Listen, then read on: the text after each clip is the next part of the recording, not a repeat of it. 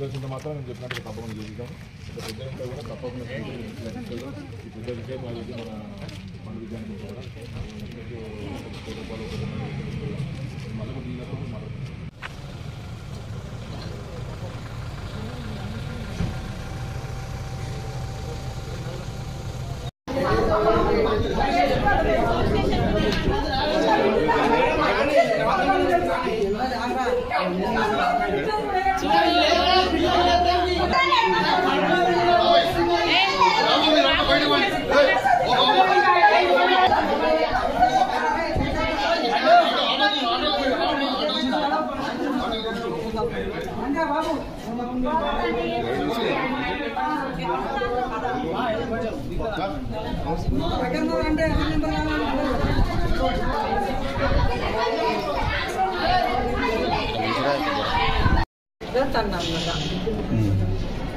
అన్నదా లేకపోతే వేరే స్టూడెంట్స్ చెప్తే విని మాట్లాడతాం.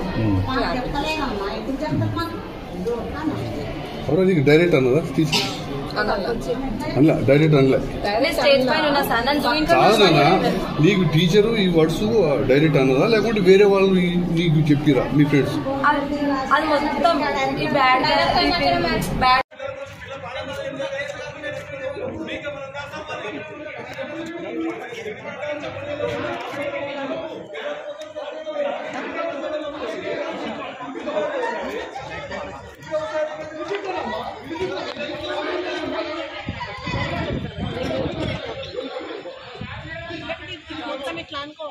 ఎండో జరుగు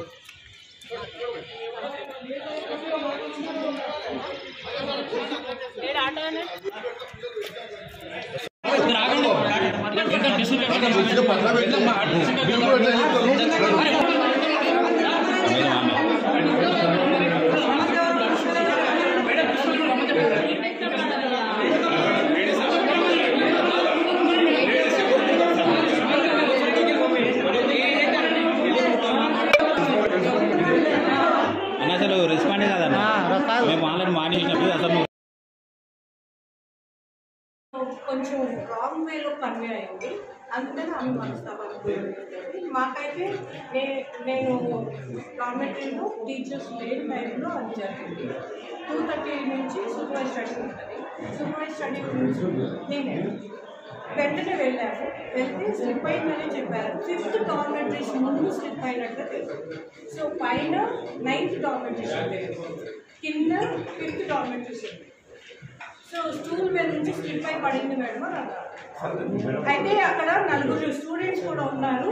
ఒక పాప ఎవిడెన్స్ ఒక్క పాప చెప్పిన స్టేట్మెంటే కాకుండా పక్కన స్టూడెంట్స్ ఒకవేళ మేము ప్రిపేర్ చేస్తామని అనుకుంటే ఒకరిద్దరు ఓల్డ్ స్కూల్ టీచర్స్ ఎక్కడ చూసుకుంటున్నారు. దాంట్లో 10th క్లాస్ పిల్లలు ఉన్నారు. ఒక్కళ్ళే బాత్రూమ్స్కి వెళ్ళండి.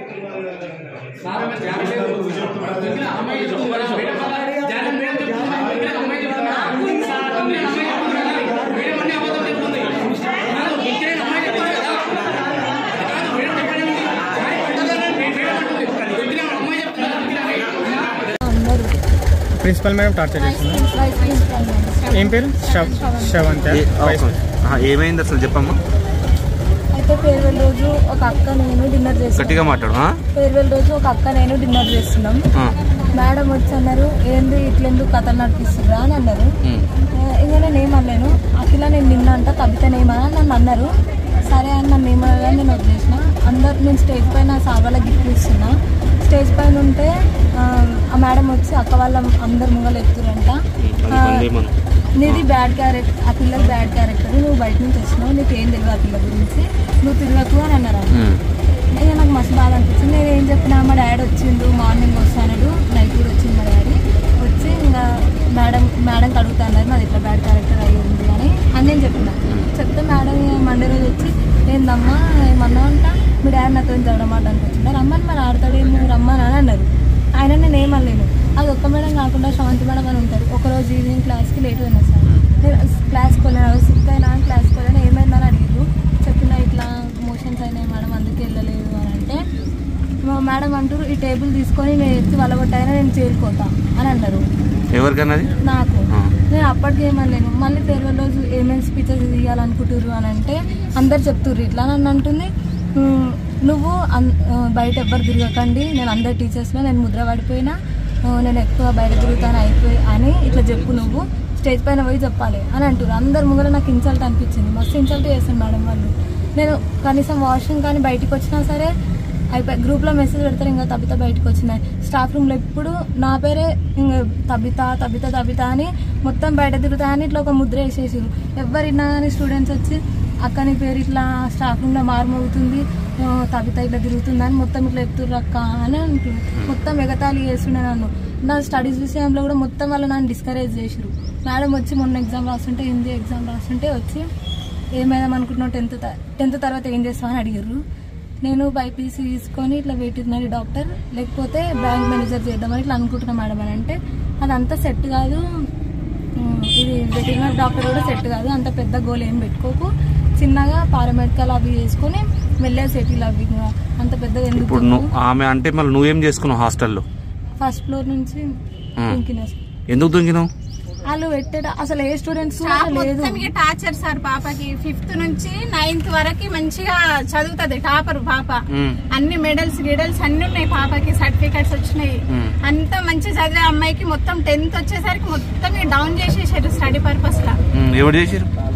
టీచర్స్ మొత్తం. ఇక ఏమన్నా చిన్న ఏమన్నా ఇన్సిడెంట్స్ కనిపించింది అనుకో పాపను మొత్తం టార్గెట్ చేయడము, అందరు గ్యాదర్ అయ్యి పాపను ఒక్కదాన్ని వచ్చి నీకు ఎక్స్ట్రాలు ఎక్కువైతున్నాయి, నువ్వు బయట తిరుగుతున్నావు, నీ క్యారెక్టర్ బ్యాడ్, మొత్తం బ్యాడ్ క్యారెక్టర్ చేయడానికి ఏం చేసింది మా పాప మాకు చెప్పాలి కదా. పేరెంట్స్ గా మాకు ఇన్ఫార్మ్ చేస్తే మేము క్యారెక్టర్ ఏందో మాకు చేసుకుంటాం. ఈవినింగ్ క్లాస్ కోనందుకు నీ బోనఫైడ్ లా నేను ఇట్లా బ్యాడ్ కేటగిరీ గుడ్ కేటగిరీ అని రాస్తారు.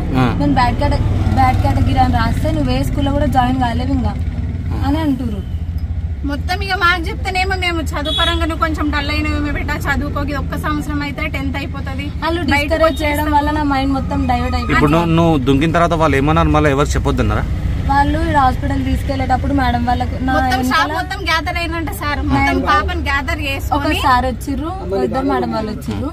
అయితే కార్లు ఎక్కించిర్రు, బయట నుంచి చెప్పిర్రు ఆమె ఇట్లా దుంకిందని చెప్పకండి, ఆడ పోయి స్టెప్స్ పైన పడ్డాయని చెప్పండి, మళ్ళీ పెద్ద ఇన్సిడెంట్ అయ్యి ఇట్లా అవుతుంది ఇష్యూ అవుతుంది అని చెప్పారు.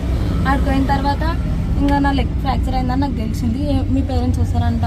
నేనే అన్నా మా డాడీకి కాల్ చేయని మేడం వస్తారు అని అంటే, సిమెంట్ పట్టి కట్టించుకుంటావా డాడీ వచ్చిన తర్వాత ఇప్పుడు అని అంటే, పేరెంట్స్ వచ్చినాక కట్టించుకుంటా అని చెప్పినారు సార్. మా డాడీ ఇక్కడ లోకల్లో లేకుండా అంటే హైదరాబాద్ వెళ్ళిరంట. మేడంకి అన్నారంట, మేడం మీరు కట్టించండి నేను వచ్చి తీసుకెళ్తా అని అన్నారంట. వేరే అమ్మాయిలకి కొట్టిందంట కదా, ఎవరు కొట్టిరు చేతుల మీద? శ్రవంతి మేడం. ఒక అమ్మాయి తెలుగు క్లాస్ వరకు రాసింటే మేడం ఉన్నప్పుడు తెలుగు క్లాస్ వరకు రాసిందంట, రాస్తుంది మా క్లాస్ ఆమె కూడా. ఇట్లా ఇక్కడ పట్టుకొని మొత్తం ఇట్లా తిప్పితే మీకు ఇక్కడ మొత్తం ఇట్లా నెయిల్స్ పడ్డాయి. చాలా ఏడ్చింది ఆమె కూడా. 2 times కొట్టిరు. ఒక రోజు స్టీల్ బాటిల్ తీసుకొని కూడా కొట్టిరు. ఎవరు కొట్టిరు? శ్రవంతి మేడం. ఎందుకు కొట్టిందా? తెలుగు అంటే ఆ రోజు మ్యాథ్స్ ఎగ్జామ్ ఉంది, మేడం తెలుగు పేపర్స్ చెక్ చేసుకోండి రా అని ఇట్లా పేపర్స్ ఇచ్చిండ్రు. ఆ పేపర్ ఆమె చూసుకుంటుంది, ఇట్లా వచ్చి ఎప్పుడు తెలియదు అవుతావా నా సబ్జెక్ట్ వద్దా అని కొట్టిరు. 2 times కొట్టిరు ఆమెకి. ఏ రోజు జరిగిందమ్మా ఈ సంఘటన? దుంకిన రోజు ఏ రోజు? 24th నాకు ఏది కూడా ఏ మాట కూడా నాకు వేరే మాట మాట్లాడలేదు, నాకు ఏం కూడా చెప్పలేదు. ఒక్కరు కూడా లేదు మేడం. మా అల్లుడు ఉన్నాడు, నేను కూడా కొట్టుకున్నాను. మేము పాపను తీసుకొని వస్తాను కల్లా పాప రూమ్లో 8 మంది సార్ పాపకు బెదిరిస్తున్నాడు. మేము పాపను తీసుకుపోతే కూడా ఒక్క మేడం కూడా ఇట్లా మాకు అడ్డం కూడా రాలేదు సార్. మా పాపకి ఏమైంది ఎట్లా పడ్డదని మేము అడుగుతున్నా, మాకు చెప్పలేదు. పాపకు మొత్తం భయపెట్టించారంట. నువ్వు ఇట్లా చెప్తావంటే మీ పేరెంట్స్కి ఇట్లా చెప్తావంటే నీకు బోనఫైడ్లో మొత్తము నీకు ఎగ్జామ్ రాయకుండా, నీకు ఎక్కడ సీట్ రాకుండా, ఇట్లా బోనఫైడ్ నీకు నీ క్యారెక్టర్ మంచిది కాదు అని మొత్తం రాసి మా పాపకి. ఎందుకోసం అంటే టీచర్ వల్ల. టీచర్ చదువుకుంటే శ్రవంతి మేడం రాకొస్తుంది సార్. అసలు వస్తలేదు. టీచర్ వల్లనే నా పాప పరిస్థితి ఇట్లా అయింది. చదువుగా కాదు సార్, ఆమె క్యారెక్టర్ అసలుది కాదు. మాకు తెలుసు, మా పాప గురించి మాకు తెలుసు. ఈ ఆ విధంగా చేశారు సార్. నా బిడ్డకి ఏం న్యాయం చేశారు సార్? మీకు ఎందుకు దొరికింది? ఎవరు తిట్టిందా అంటే డైరెక్ట్గా అన్న విషయం కాదు. ఒక ప్లేట్లో తిన్నానని చెప్పి ఎందుకు ఒక ప్లేట్లో తింటున్నానన్న విషయం పట్టుకొని ఫస్ట్ ఇయర్ అమ్మాయికి చెప్పిన విషయాన్ని ఇంకో ఫస్ట్ ఇయర్ అమ్మాయి తీసుకొచ్చి ఈ అమ్మాయికి చెప్పిన విషయాన్ని ఈ అమ్మాయి మిస్అండర్స్టాండ్ చేసుకుందా, మరి ఆ అమ్మాయి రాంగ్గా కన్వే చేసిందా అనేది మీరు పిల్లల్ని అడిగి తెలుసుకోవచ్చండి. టీచర్ అయితే డైరెక్ట్గా ఆమె మీద అభియోగం లేదు, ఆమె తిట్టలేదు. తిట్టింది అన్నట్టు పక్కన పిల్లల్ని చెప్పిన వాటిని బేస్ చేసుకొని చేశారు. చేసుకుని తను పడింది అనేది ఆమె అంటుంది. కానీ పాప మాత్రం ఇవన్నీ కూడా ఆ టైంలో మాకు చెప్పలేదు, స్లిప్ అయ్యానని చెప్పింది. టీచర్ కూడా డైరెక్ట్గా తిట్టలేదని ఆ పిల్లని అడిగినా కూడా చెప్తుంది. పక్కన ఎవరైతే తిట్టారని క్యారీ చేసిన అమ్మాయిని కూడా మీరు ఎంక్వైరీ చేసుకోవచ్చు. లేకపోతే హెరాస్ చేశామన్న విషయం వస్తే ఇక్కడ హెరాస్మెంట్ ఏమీ జరగలేదు అని నేను అనుకుంటున్నా, నా నాలెడ్జ్ ప్రకారం. ఒకవేళ నేను నా స్టాఫ్ని సేవ్ చేసుకుంటున్నానని అనుకుంటే ఒక్క పిల్ల స్టేట్మెంట్ని ఆధారం చేసుకోకుండా పిల్లలందరినీ ఎంక్వైరీ చేసుకోండి. ఐ 10th క్లాస్ ఇంటర్మీడియట్ మీద జరిగింది. 10th క్లాస్లోకి వెళ్ళి ఎంక్వైరీ చేసుకోవచ్చు. ఫస్ట్ ఇయర్లో జరిగిన విషయం కాబట్టి ఫస్ట్ ఇయర్ పిల్లలు అడిగాను. సరే మీరు ప్రైవేట్గా తెలుసుకోవచ్చు. హాస్టల్ లోపల ఉండవండి, ఎందుకంటే బాత్రూమ్స్కి నియర్ బై ఉంటాయి. పేరెంట్స్కి ఇన్వైట్ చేశారా? పేరెంట్స్కి ఇన్ఫార్మ్ చేశాము, టైం టు టైం ఇన్ఫార్మ్ చేశాము. వాళ్ళ పర్మిషన్ తీసుకున్న తర్వాతే కట్టించడం జరిగింది. ఫస్ట్ గవర్నమెంట్ హాస్పిటల్కే తీసుకెళ్ళిన తర్వాత అక్కడ ఎక్స్రే సిస్టమ్ లేదు కాబట్టి ఎక్స్రే తీయించిన తర్వాత కట్టించమా అని కూడా మేము అడిగాము. మేము అందుబాటులో లేదు, మీరు కట్టించండి అంటేనే కట్టించాము. ఈ ఇష్యూ ఎప్పుడైంది? ఈ ఇష్యూ 24th అయిందండి, మండే రోజు అయింది. సో ఈ లోపల మ్యానిపులేషన్స్ జరిగినాయి ఏమో అని అవచ్చు. కానీ ఒక్క పాప స్టేట్మెంట్ ఆధారం చేసుకొని కంక్లూజన్కి రావటం అయితే అది సవ కాదని అనుకుంటున్నాను. ఇక్కడ పిల్లలు అందరూ మాట్లాడతారు. సో ప్రిన్సిపల్ మేడం హెరాస్ చేస్తుందా లేదా స్టాఫ్ హెరాస్ చేస్తున్నారా అని పిల్లలందరినీ నేను చూసుకోవచ్చు. క్లాస్ టు క్లాస్ వెళ్ళి మాట్లాడచ్చు. ఒకవేళ నేను హెరాస్ చేస్తున్నానంటే ఐఎమ్ రెస్పాన్సిబుల్. శ్రవంతి మేడం మమ్మల్ని చూసుకోవట్లేదు అని అంటే she responsible. Sandhya madam harass చేస్తుందంటే Sandhya madam is responsible. Madam మీ మీద అభియోగాలు చాలా వస్తున్నాయి. పేరెంట్స్ బయట చెప్తారు కానీ మీ ముందు చెప్తలే, ఎట్లా? వేరే పేరెంట్స్ కూడా నా దగ్గర నుంచి నాకు సంబంధించినంత వరకు నేను వచ్చిన తర్వాత చాలా బెటర్ అయిందనే పేరెంట్స్నే విన్నాను, కానీ నా మీద బ్యాడ్గా చెప్పుకోవటం ఎక్కడ వినలేదు. నేను ఇప్పుడు దాకా మీరు ఫస్ట్ టైం 100% మీరు చెప్పేది వాస్తవమే, కాకపోతే బయట చెప్తున్నారు, ఇక్కడ మీ ముందు చెప్తలేరు. మరి అది నా దగ్గరకు తీసుకొస్తే ఏదైనా ఫాల్ట్ ఉంటే నేను రెక్టిఫై కదా. బయట చెప్పుకోవడం వల్ల ఉపయోగం ఏముంటుంది? ఫస్ట్ నేను వచ్చేటప్పటికి ఇక్కడ 12 డాగ్స్ ఉన్నాయి. ఫస్ట్ డాగ్ ఫ్రీ ఇన్స్టిట్యూషన్ చేసి నేను ఇక్కడికి వచ్చేటప్పటికి ఫుడ్ దగ్గర రాళ్ళు పురుగులు అవి ఉన్నాయని చెప్పి అభియోగం వచ్చినా కూడా అవన్నీ రెక్టిఫై చేసుకుంటూ నేను మొత్తం ఫుడ్ టేస్టీగా చేయించానని హ్యాపీగా ఫీల్ అవుతున్న స్టూడెంట్స్ని చూశాను. మీరు బయట మాట్లాడటం కాదండి, బయట పేరెంట్స్ ఏమో మాట్లాడుతున్నారని కాదు, ఇక్కడ పిల్లలతో మాట్లాడి తెలుసుకోవచ్చు. Okay, thank you.